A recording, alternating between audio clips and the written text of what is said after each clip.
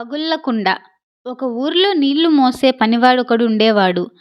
అతను 2 కుండలను ఒక కట్టెకు కట్టి కొంత దూరంలో ఉన్న చెరువు నుంచి తన యజమాని ఇంటికి నీళ్లు మోసుకొచ్చేవాడు.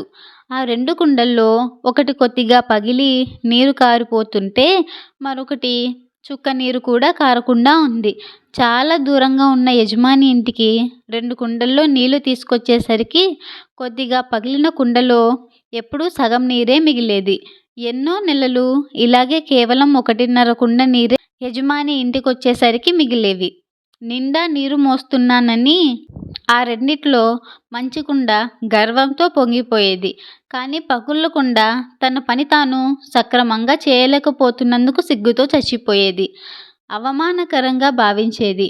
ఎన్నో నెలల తర్వాత పగుళ్ళు గల కుండ పనివాడితో, "నేను అవమానకరంగా భావిస్తున్నాను, నన్ను రక్షించు" అంది. "ఎందుకు? నువ్వెందుకు అవమానకరంగా భావిస్తున్నావు" అని అడిగాడు పనివాడు. "ఇన్ని రోజులు నేను సగం నీళ్ళే మోయగలుగుతున్నాను. ఈ పగుళ్ళు నీటిని కారిపోయేలా చేస్తున్నాయి. నా వల్ల నీకు అదనపు పని అవుతుంది. నీ కష్టానికి తగ్గ ఫలితం దక్కట్లేదు" అని నసిగిందా పగుళ్ళ కుండ. దాని బాధ అర్థం చేసుకున్న పనివాడు, "బాధపడకు. ఈరోజు యజమాని ఇంటికి వచ్చేటప్పుడు దారి వెంట ఉన్న అందమైన పుష్పాలను చూడు" అన్నాడు. కుతూహలంగా ఆ పగుళ్ళ కుండ ఆ దారి వెంట ఉన్న అందమైన పుష్పాలను చూసి సంతోషించింది. ఇల్లు చేరాక తిరిగి తన పొరపాటును మన్నించమని పనివాడిని కోరింది.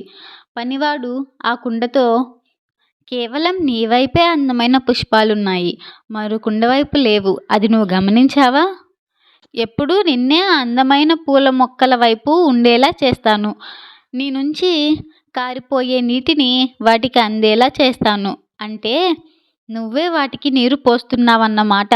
తన ద్వారా ఈ అందమైన పుష్పాలు యజమాని టేబుల్ అలంకరించడానికి నువ్వే ఉపయోగపడుతున్నావు. నువ్వు పగుళ్ళతో లేకపోతే అతని ఇంట్లో కళకళలాడే పుష్పాలు, అందమైన అలంకరణలు ఉండవు" అన్నాడు. పగుళ్ళ కుండ తన బాధను అర్థం చేసుకోవడమే కాకుండా తన లోపాన్ని ఇలా సద్వినియోగం చేసుకుంటున్నందుకు పనివాడికి కృతజ్ఞతలు చెప్పింది. మనలో లోపాలున్న పగుళ్ళ కుండ మాదిరిగానే మనము ఎన్నో అద్భుతాలు సాధించగలం. మనం ఇతరులను సంతోషపరచగలం. మన తెలివితేటలతో దేవుడికే గాక మానవులకి కూడా సేవ చేయగలం. మనం మన జీవితంలోని ప్రతి విషయాన్ని, ప్రతి నిమిషాన్ని ఆనందంగా ఉండేలా చేసుకోగలం.